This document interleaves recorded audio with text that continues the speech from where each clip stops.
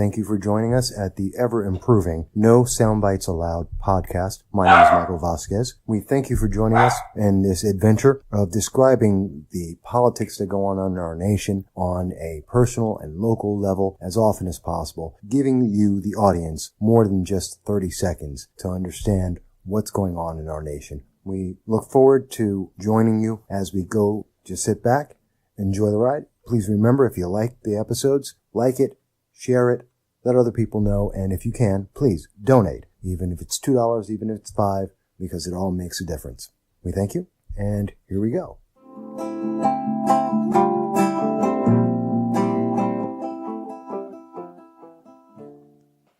Hello, everybody, and thank you for joining us.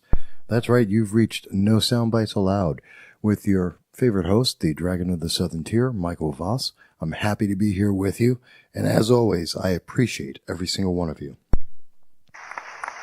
It's you who make this possible, that make it worthwhile to get on every week and do the podcast, and I thank you for that.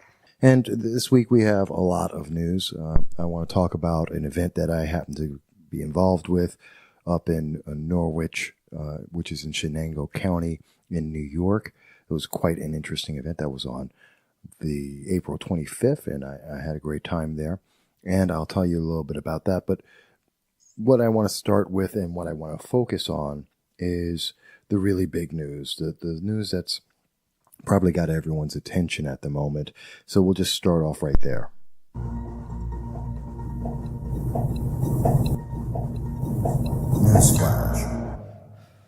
Newsflash.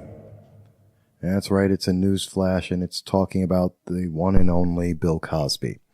As many people probably know by now, as yesterday, April 26, Bill Cosby was found guilty of charges of sexual abuse, and it's been all over the news. It's a big case. And at this moment, it's being co-opted by the Me Too movement, which started just a little bit earlier this year. And we've even had further breaking news, a little bit more breaking news that happened recently, which was with Tom Brokaw. That's right, Tom Brokaw. He, this morning on April 27th, it was alleged that he had committed also a case of sexual abuse in his career, and it's now a case against him. And I find something very interesting in these cases because these are 20 years ago for Tom Brokaw, 20 years ago for Bill Cosby. And they may be true, they may not. I know Bill Cosby had something like 60 women come out and make allegations, some of them unfounded, some of them questionable and founded, who knows. But that's not the point. Because the thing is, while we're watching this being used as a tool for many within a political agenda, the Me Too movement is using this now, trying to justify and motivate and promote it. And that's well fine and good. The reality is it has nothing to do with Me Too.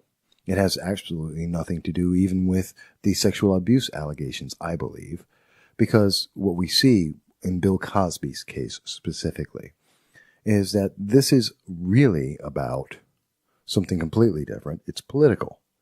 It's about politics. It's about the fact, and this is a retaliation against Bill Cosby going off the political reservation. Bill Cosby's been around for 50, 60 years. He's been one of the most powerful entertainers in Hollywood for many decades of that time. He almost bought NBC. In fact, he was that rich and that powerful. And throughout that entire time, we heard nothing about him. There may have been a couple of whispers, but the TMZs, the Inquirers, all the tabloids really said nothing about Bill Cosby.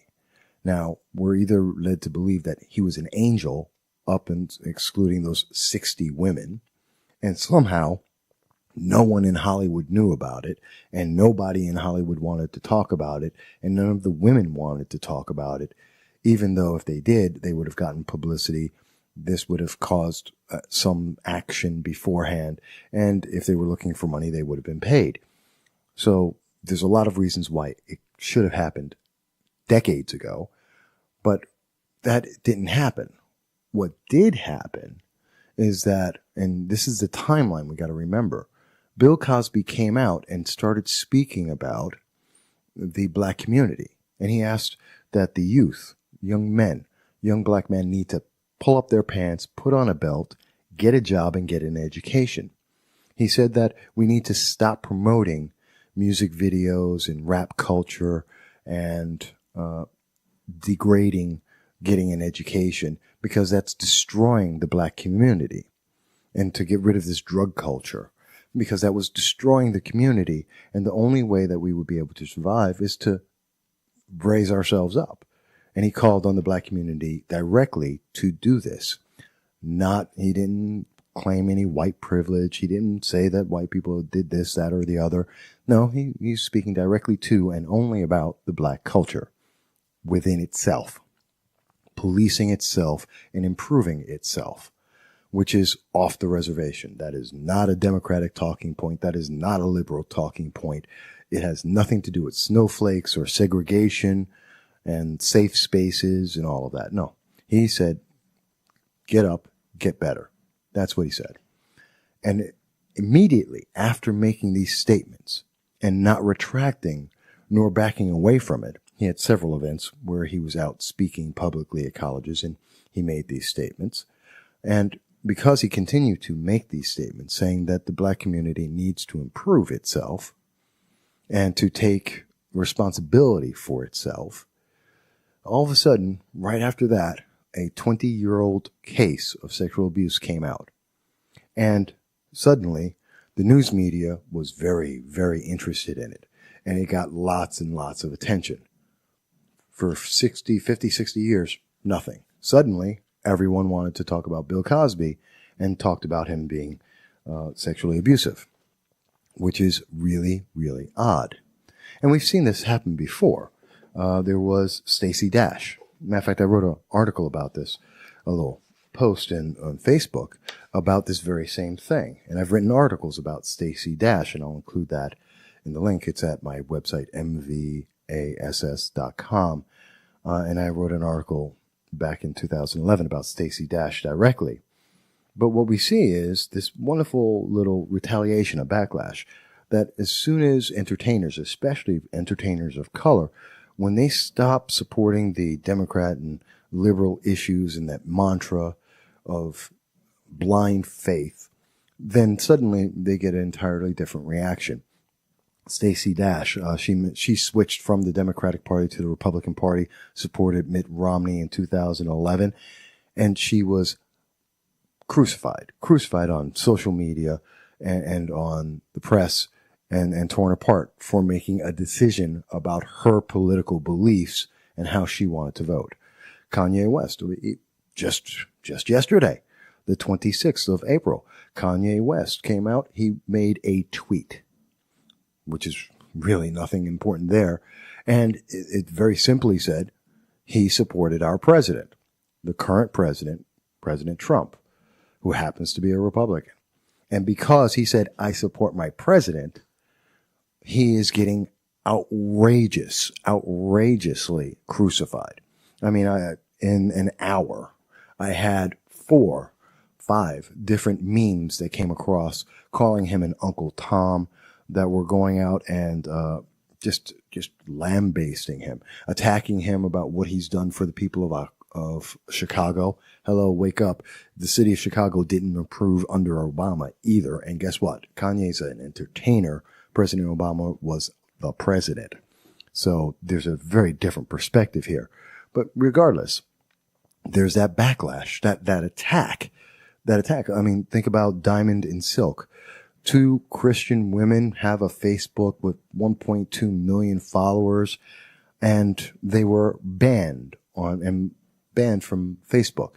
It was such a big deal that it came up in the Senate congressional hearings when Mark Zuckerberg went before Congress, because there's nothing else like it.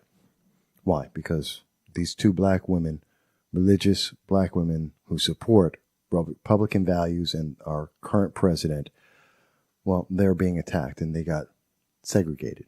They got discriminated.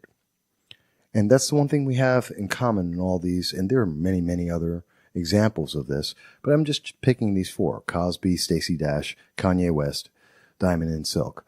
Please look them up on Google. You can find all the articles about it and see the reaction in the public, both in the media and in social media, how they attack them consistently.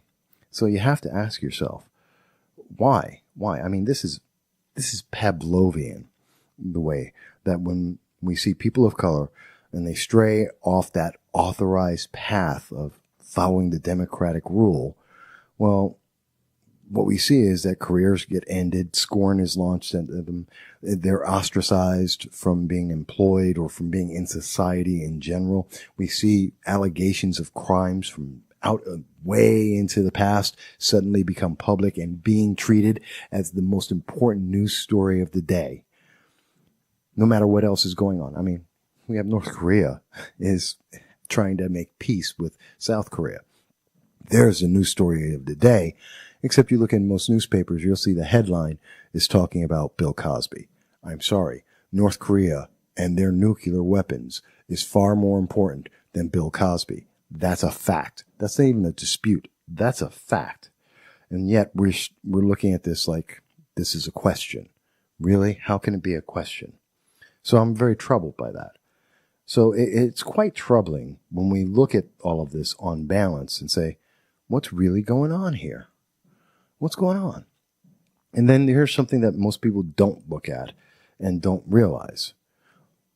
You don't see the same reaction when a entertainer or a celebrity who happens to be white is in the same situation. When Matt Damon, he wasn't in 2011 when he came out against President Obama, he didn't get ostracized like this.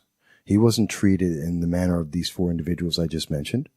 What about Michael Moore, who criticized President Obama in 2011, 2014, and 2016? He wasn't ostracized. He wasn't savaged across the internet for making his comments. What about Al Gore in 2013, who came out against President Obama and his administration? He hasn't been savaged. He hasn't been ostracized from the Democratic Party, and he hasn't been raked over the coals. Hell, I'll give you a great example. What about Roseanne Barr? You know, she's definitely in favor of Trump, and she has the most popular television show on TV right now. And she's doing gangbusters of business. She got back on TV as a proponent of President Trump and a detractor to Hillary Clinton. And she's on TV. Not Stacey Dash. They're talking about Kanye West never having his careers ended because of his comment, because of a tweet. Really? Where is the parity here? Because the answer is, it is expected of people of color to do one thing, and that is be Democrats. You are expected, it is demanded that you must only think a certain way, that you can only react a certain way. And I have to tell you, that's really, really insulting. And it's terrifying. And most importantly, that's dangerous. It is dangerous when a group of people, a class and group of people, for no reason other than that class or group that they are in, are expected and demanded to act in a certain way. We are individuals. We have freedom in the United States. We don't have to justify why we have a political belief. And we don't need to be told what our political beliefs are. And when anyone is doing that, that is wrong. That's a problem. That's not freedom. That's not freedom of speech or anything else. So I'm very concerned about this, and it's a different look at what's going on. And Cosby is the example. He is a message, just like it was with Stacey Dash, just like it is right now with Kanye West, just like it is with Diamond and Silk. It is a message being sent out, not just to you and me, but to the youth and every generation to come. This is what happens when you don't follow the program. Do what you're told. Say yes. Follow us. Be a Democrat, because that's all that's expected of you. And it doesn't matter whether there's any other thought or reason or conclusion you may have. You have to do this or else. And that's terrifying, because that's dangerous. It's not just a problem. It's not just troubling. It is dangerous to the group of people, to that class of people, to our nation as a whole. It is dangerous. And I would love to hear someone explain to me how it is not that way. I'm seeing this is the pattern that's out there.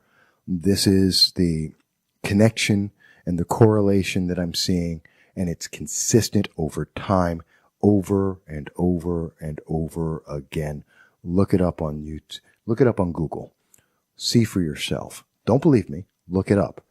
Over and over and over again. It is the same reaction anytime a celebrity or entertainer that is of color gets off the reservation. They are demonized. And it's incredible for no other reason than they're no longer saying the talking points that someone else expects them to do. And that's terrifying. That's terrible. But with that said, we're going to take a break and go into something a little bit more lighthearted, or at least different anyway, in our next segment. So we'll be right back with some more.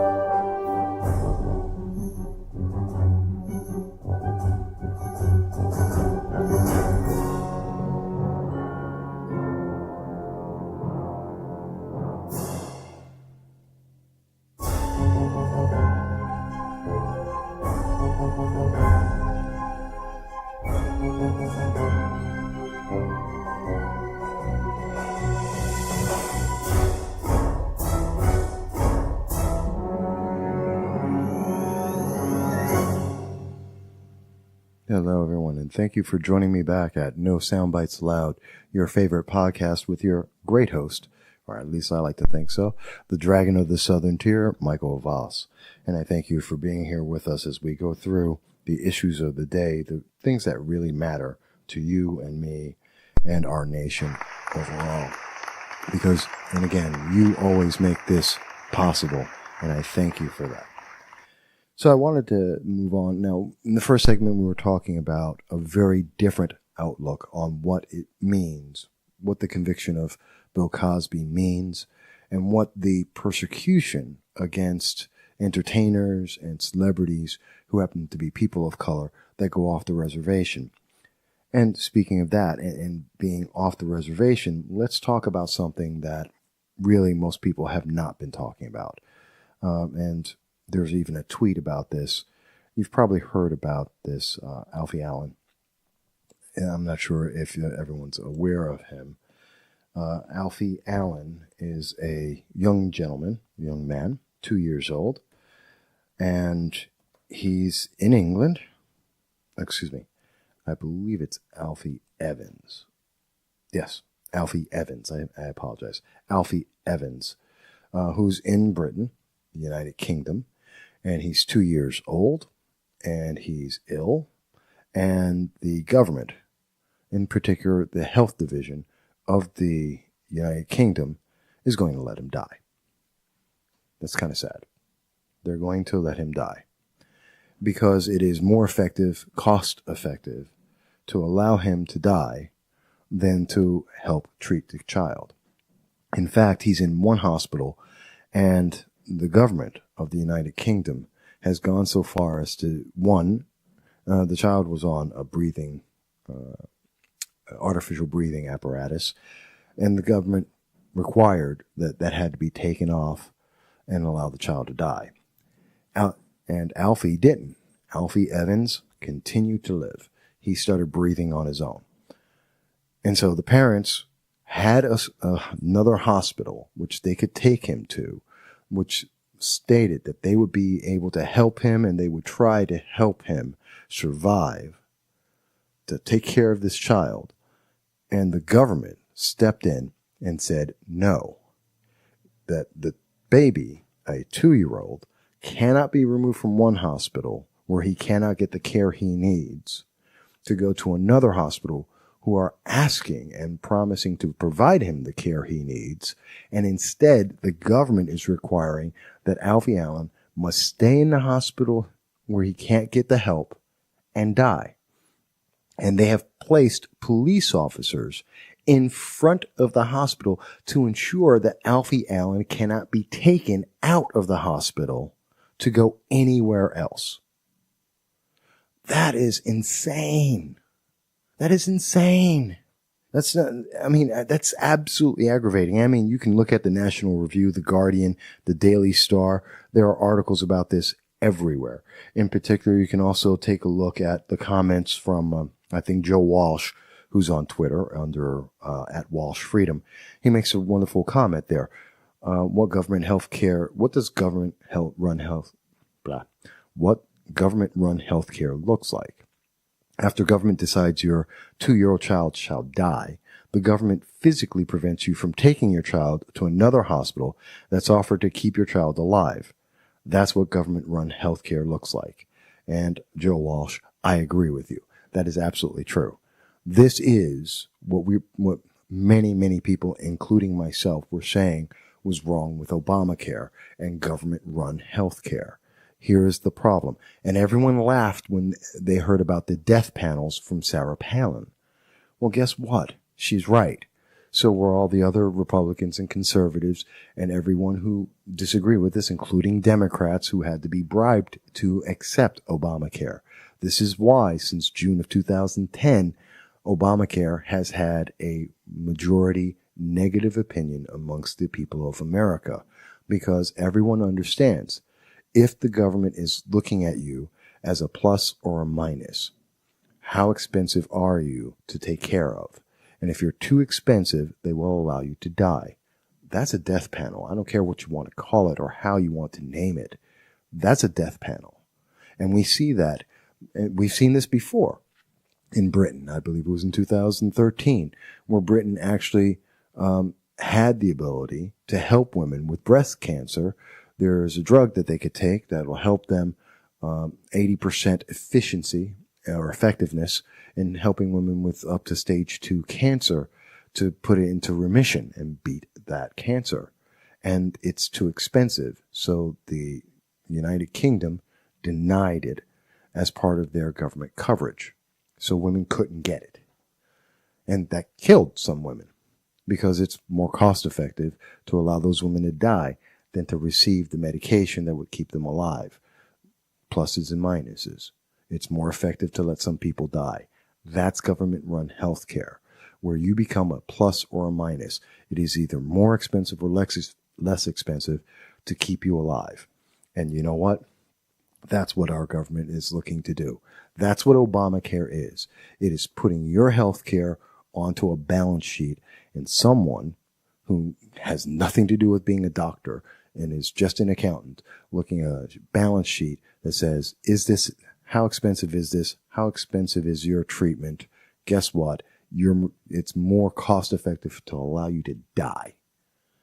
And people are saying, well, that can't happen here. Of course it can. That's what Obamacare is for. That's what it does. That's how it works. Government healthcare is based on just that balance sheet. What is the most effective, most efficient way the least costly way to take care of any kind of medical issue.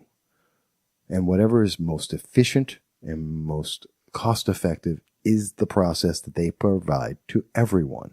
Everyone. And if you have something else, well, too bad, you don't get it. We see this in Canada. We see this in England. We see this in every nation with socialized medicine. That's what socialized medicine is. And most of the people who aren't paying attention to it and think that socialized medicine is a great idea are the young people who don't have it affecting them.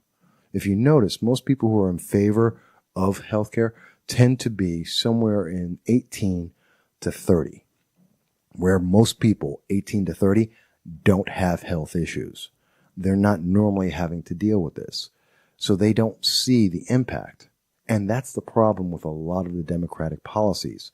They're pitching it to people who it doesn't affect, who have no idea what the ramifications are. I've lived in Russia. I've seen socialized medicine. I've walked into a doctor's office where it was more cost effective for me to bribe the dentist with a $20 bill to skip a 6-hour line to have a tooth pulled. Cost me $20 American. I could care less. It was easy. It was inexpensive. Now, at the time, that $20, well, it was worth quite a bit more. It was worth about 10,000 rubles in Russia and Moscow. And so I was paying more than anyone else, and everyone was covered by the government. And everyone had to wait 6 hours.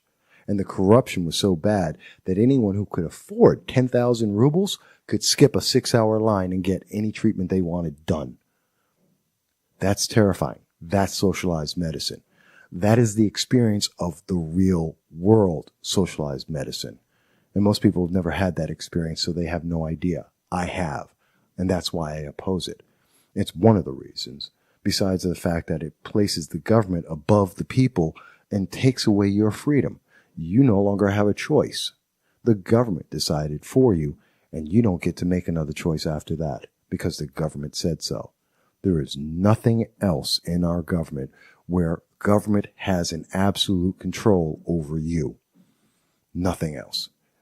There is nothing that the government says you must do, and you have no choice about it. And that's terrifying to me. So I don't want to see a case like Alfie Evans occur here in the United States, where a parent is told that they must watch their child die rather than provide any kind of health care, which is being volunteered and offered by others, and the government will actively, through its force, stop you from being able to get that health care. They literally have police officers surrounding the building so the baby cannot leave. Imagine that in America. Imagine that in Binghamton, in Chicago, New York City, LA, Baltimore, Kansas City, anywhere. Imagine that you can't take care of your child because the government said, no, it's more cost effective for them to die. And even though they could get help, we're not going to let you go get it. That's socialized medicine. That is the problem with it. That is when you lose your freedom. That's what happens when you give up your freedom to the government and say, well, the government will take care of it. You may not like the way they take care of it. You may not like the decision the government's going to make because it's not based on what's best for you. It's what's best for the government. And that doesn't necessarily mean anything positive for anyone else. It's a terrifying thing.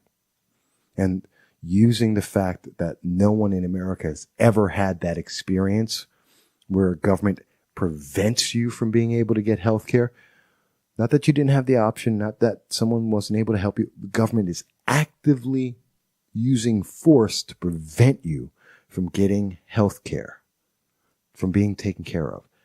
No one in America, no one born and raised in America that has never traveled overseas. If you've only been in America all your life, you've never seen this. But if you are an illegal immigrant from another country, well, actually, even the illegal immigrants know that. That's why they're here. And if you ever traveled overseas and lived in another country, you know I'm right. It's a troubling, terrifying thing. I really feel bad for Alfie Allen. I hope Alfie Allen will be okay. I hope someone, a doctor, a nurse, citizens of the United Kingdom are able to rally together.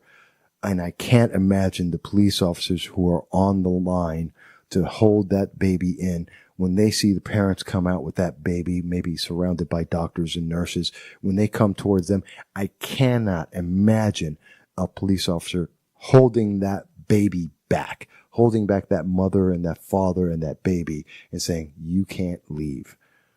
I can't imagine anyone having that kind of, I don't know, subservience to the government, that they have no personal feeling to say, hey, that is an unlawful order. I will not follow it. I'm not going to actively kill a baby. You know what? Even in war, there are unlawful acts. There are unlawful orders. And I believe that's an unlawful order to allow a baby to die that can be helped and is being offered to be helped. Or maybe I'm just an insensitive conservative Republican, like many people, many Democrats want you to believe. I don't know. You get to choose that. But what I will do is take a break and come back, and we'll talk a little bit more about what happened in Norwich this week. Thank you.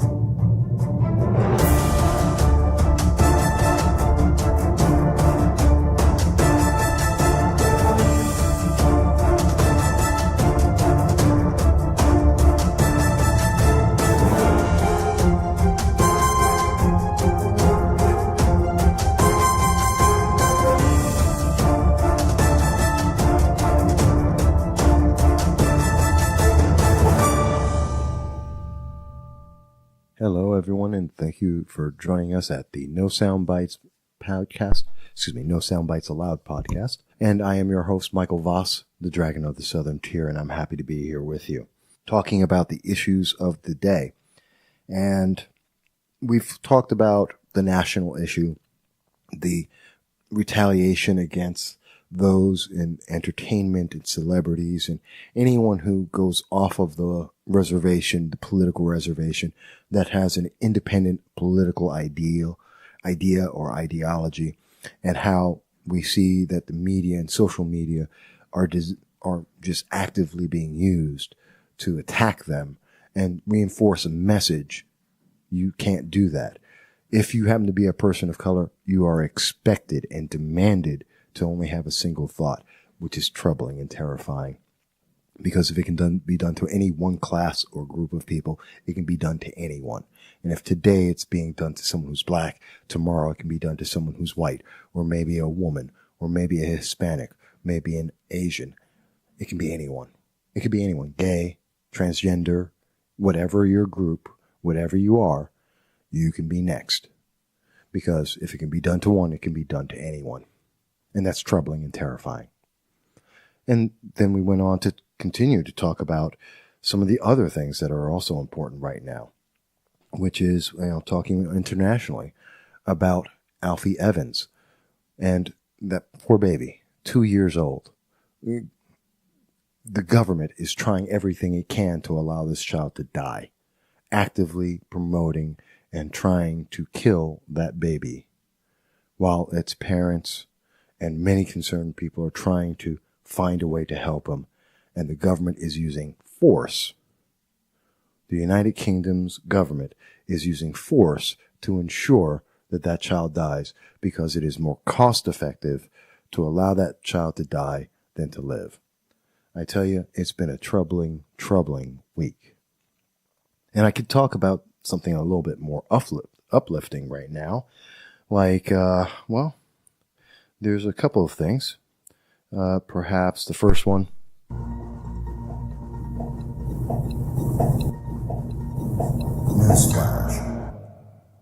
Newsflash. Well, there's the first thing that we could be talking about. President Trump and his success, his international policy success.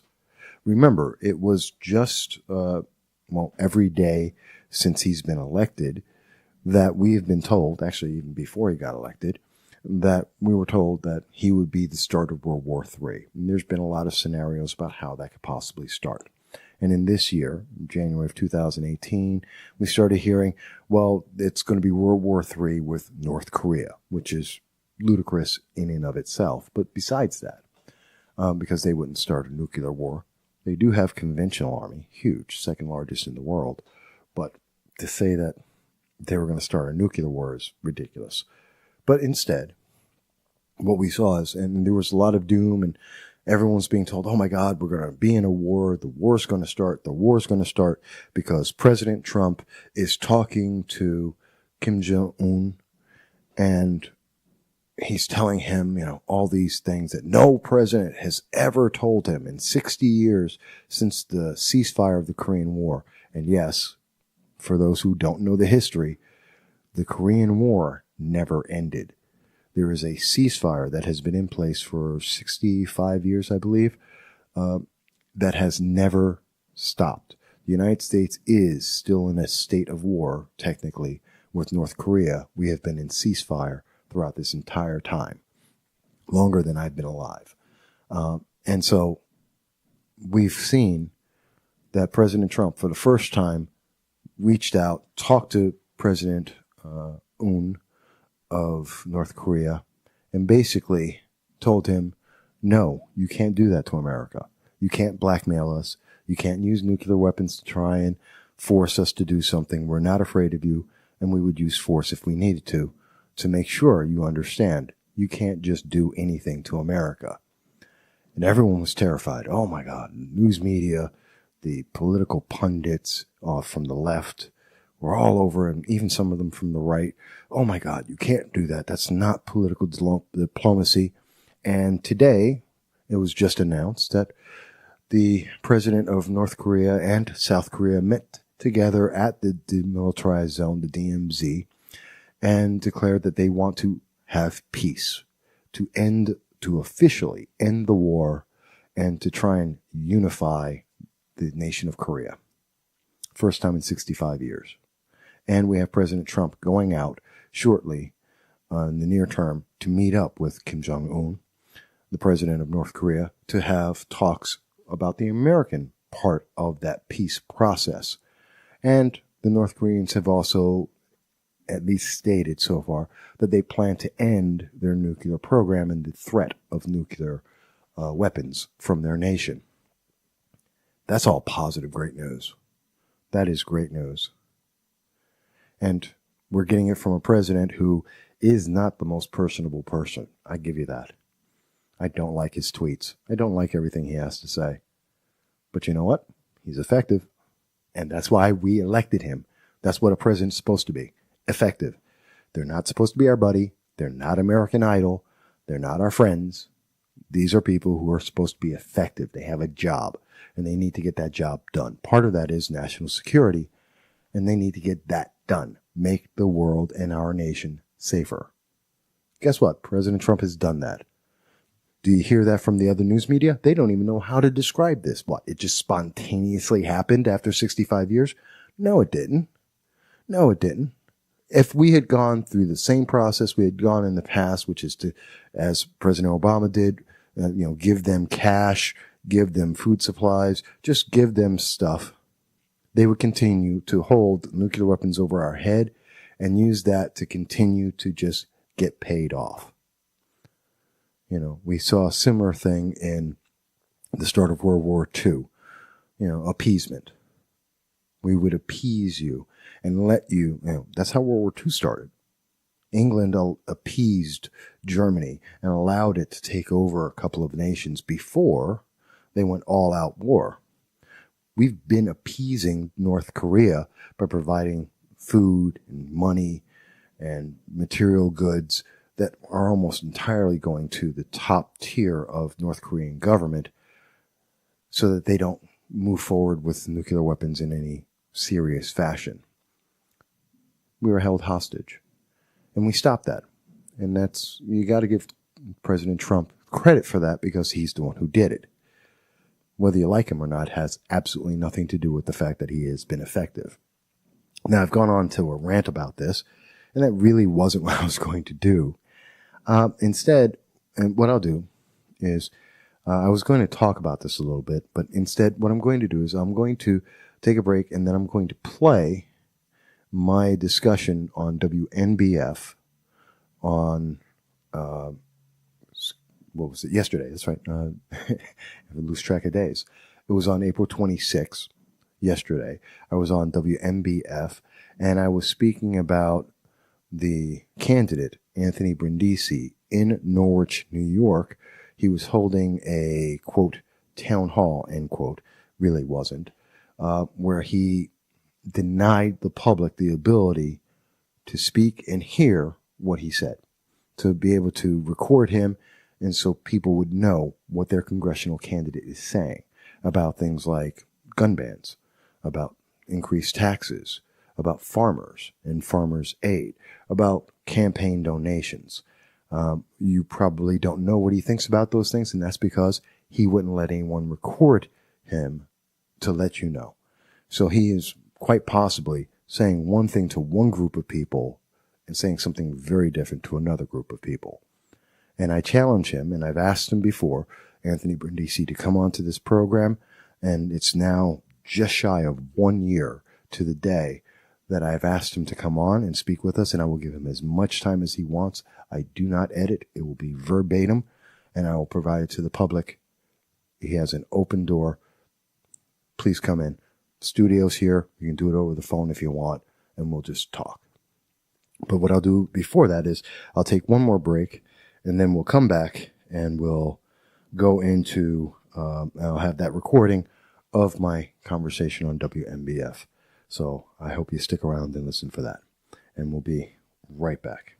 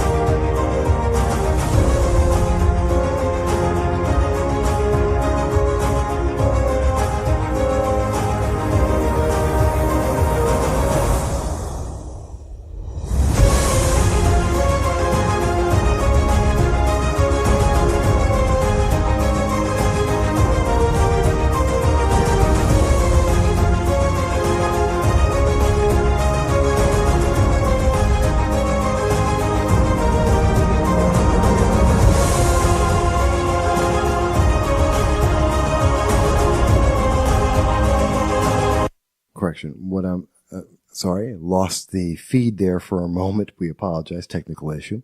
Well, what we'll do is we'll go right into the conversation that Michael Voss I had on WNBF talking about candidate Anthony Brindisi in Norwich, New York on April 25th at 7 p.m. We hope you enjoy it, and then we'll see you at our next episode of No Soundbites Allowed. Thank you. Back to the phones we go at 11:18. Michael Vasquez. Good morning. Good morning, Bob. How are you doing today? I'm doing well. How are you? I'm doing well. It's been a good program. Always enjoy listening. Well, thank you for listening. Thanks for calling. Absolutely. I see you attended an event with Anthony Brindisi, the Democratic candidate for Congress in the 22nd District. He's challenging Republican Claudia Tenney. Where was the event? It was at Norwich, the YMCA, last night at about 7 o'clock it started. Yeah, and you wrote to me in an email that they did not allow recording? Nope, it was posted on the doors as soon as you walked in, as well as the front desk, that there was no recording allowed of anything in the event, which I find very troubling and very strange for a candidate who's looking to become a member of Congress. I'm shocked. I'm shocked that a congressional candidate would not welcome recording, because the event was open to the public. You were allowed in. I was allowed in. It was supposedly open to the public, although it was arranged by the Democratic chairman of Shenango County, as he stated himself at the beginning of the event.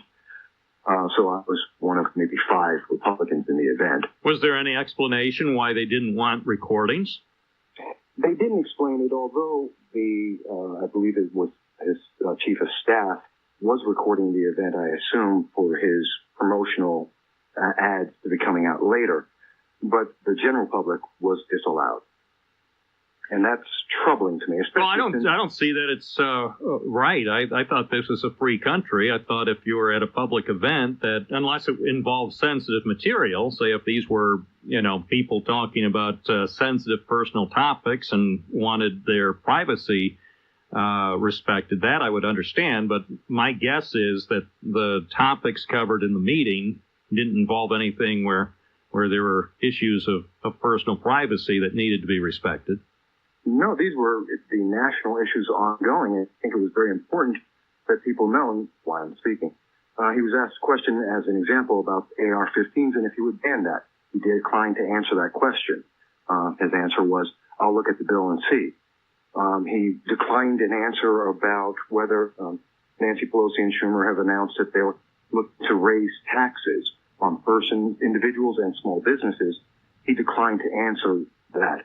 He cited several sources. He quoted some numbers trying to support one of his views, and he declined to answer where that source was from.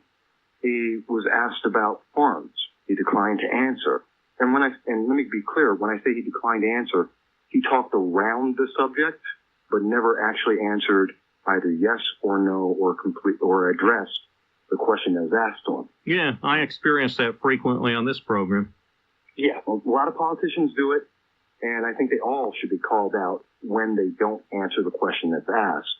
And he did a lot of it last night, and I think that may be part of the reason why he wouldn't allow the public. Well, he might also be afraid of allowing trackers in. Of course, trackers now are commonplace for especially congressional campaigns, not exclusively, but trackers, either people operating at the behest of an opponent. Sometimes they're people operating independently, but recording audio and usually video recording. And certainly over the last few years, we've seen an increasing number of candidates of both parties who have sometimes been more than a little embarrassed or chagrined by something that was recorded, and then certainly, sometimes it's just a minor little gaffe. Sometimes it's a pretty serious slip. I mean, I'm wondering if that's part of why they had a ban on recording last night. Well, I'm glad you brought that up, because I do want to address. I've known Anthony Brindisi now 5 years, and we did disclose that when I asked him a question. And I am known amongst all politicians in 8 counties. Anytime I've ever provided a recording, this is a fact, I have always provided it unedited in verbatim in its completion, so that there is no question of any editing or any kind of gotcha moment. So, and I think that's important because full context is necessary. So I can only speak for myself. This isn't tracking. This is making sure people are able to hear what the candidate's saying. And although, also in full disclosure, Michael Vasquez, remember, you yourself have been a congressional candidate running as a Republican. You yourself have offered your support. You've publicly expressed support for Republican Claudia Tenney since she was elected. So I mean, that also is a component. I'm not saying that's why they wouldn't welcome you to come in with your video camera and record the event. My personal opinion is you and anybody should be allowed to video record or audio record any event involving a candidate for Congress or a member of Congress. I don't think recording restrictions are acceptable. I agree with you. And, no candidate can win by one party alone. So you have to reach out to others. And the only way to do that, including me as a Republican or anyone else, is you have to be able to reach out to the other side and say, hey, I can hear you and I'm willing to work with you. How can people know that if you won't allow them to hear what you're saying and have you on the record on critical issues that will affect not just New York, the entire nation? I'm always puzzled when candidates or elected officials play games when it comes to answering questions from constituents or reporters. Or remember going back not too many years when Congressman Richard Hanna repeatedly refused to participate in debates with Claudia Tenney. I found that, I mean, as much as I generally appreciated Richard Hanna's access when he was a member of Congress, access to this program, usually by phone, but sometimes in the studio, I never fully appreciated or understood why he refused to do any debate, whether it was a debate with Claudia Tenney on this program or a debate with her in any other location. I was troubled by that. I'm always troubled by candidates who don't want to debate their opponent. And so I imagine this year I'll be troubled by Andrew Cuomo, who, again, I suppose is going to minimize any debates he has if he winds up having one, say, with Claudia Nixon, or if he winds up winning the nomination and has a debate with, say, the Republican nominee. He'll probably insist that all minor party candidates be part of, say, a debate, and then try to schedule it on a Sunday morning to minimize the number of people who actually have a chance to see it. I'm just never impressed by candidates or elected officials who seem to want to